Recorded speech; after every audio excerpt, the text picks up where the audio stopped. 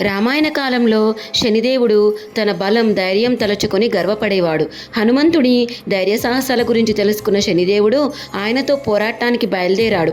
శనిదేవుడు హనుమంతుణ్ణి చేరుకున్నప్పుడు హనుమంతుడు నిశ్శబ్ద ప్రదేశంలో ధ్యానం చేస్తూ రాముని భక్తిలో మునిగిపోయాడు. అప్పుడు శనిదేవుడు గట్టిగా నాతో యుద్ధానికి రమ్మని హనుమంతుణ్ణి పిలిచాడు. అందుకు హనుమంతుడు నేను రామధ్యానంలో ఉన్నానని, ఇప్పుడు యుద్ధం సరికాదని వివరించాడు.